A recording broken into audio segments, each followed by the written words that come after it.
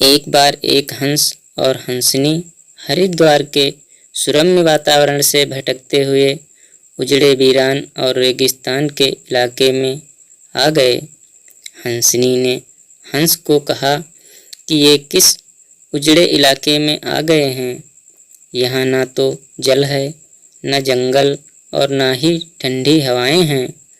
यहाँ तो हमारा जीना मुश्किल हो जाएगा। भटकते भटकते शाम हो गई तो हंस ने हंसनी से कहा कि किसी तरह आज की रात बिता लो, सुबह हम लोग हरिद्वार लौट चलेंगे। रात हुई तो जिस पेड़ के नीचे हंस और हंसनी रुके थे उस पर एक उल्लू बैठा था। वह जोर से चिल्लाने लगा। हंसनी ने हंस से कहा, अरे यहाँ तो रात को सो भी नहीं सकते, ये उल्लू चिल्ला रहा है। हंस ने फिर हंसनी को समझाया कि किसी तरह रात काट लो। मुझे अब समझ में आ गया है कि ये इलाका वीरान क्यों है। ऐसे उल्लू जिस इलाके में रहेंगे वो तो वीरान और उजड़ा रहेगा ही। पेड़ पर बैठा उल्लू दोनों की बातें सुन रहा था। सुबह हुई, उल्लू नीचे आया और उसने कहा कि हंस भाई, मेरी वजह से आपको रात में तकलीफ़ हुई, मुझे माफ़ कर दो। हंस ने कहा, कोई बात नहीं भैया, आपका धन्यवाद।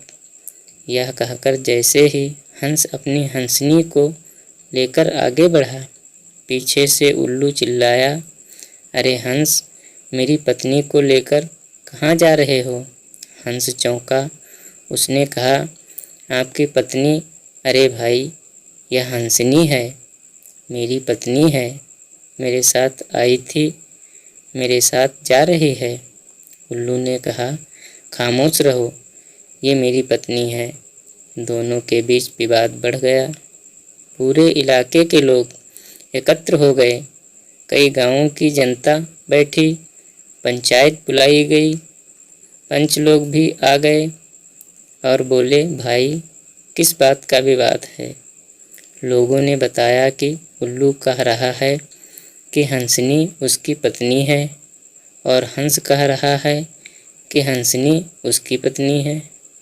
लंबी बैठक और पंचायत के बाद पंच लोग किनारे हो गए और कहा कि भाई, बात तो यह सही है कि हंसनी हंस की ही पत्नी है, लेकिन ये हंस और हंसनी तो अभी थोड़ी देर में इस गांव से चले जाएंगे।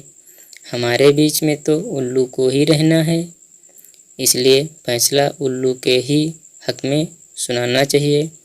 फिर पंचों ने अपना फैसला सुनाया और कहा कि सारे तथ्यों और सबूतों की जांच करने के बाद यह पंचायत इस नतीजे पर पहुंची है कि हंसनी उल्लू की ही पत्नी है और हंस को तत्काल गांव छोड़ने का हुक्म दिया जाता है। यह सुनते ही हंस हैरान हो गया और रोने, चीखने और चिल्लाने लगा कि पंचायत ने गलत फैसला सुनाया। उल्लू ने मेरी पत्नी ले ली। रोते चीखते जब वह आगे बढ़ने लगा तो उल्लू ने आवाज़ लगाई, ऐ मित्र हंस, रुको। हंस ने रोते हुए कहा कि भैया, अब क्या करोगे? पत्नी तो तुमने ले ही ली, अब जान भी लोगे। उल्लू ने कहा, नहीं मित्र, यह हंसनी आपकी पत्नी थी, है और रहेगी, लेकिन कल रात जब मैं चिल्ला रहा था तो आपने अपनी पत्नी से कहा था कि यह इलाका उजड़ा और वीरान इसलिए है क्योंकि यहाँ उल्लू रहता है।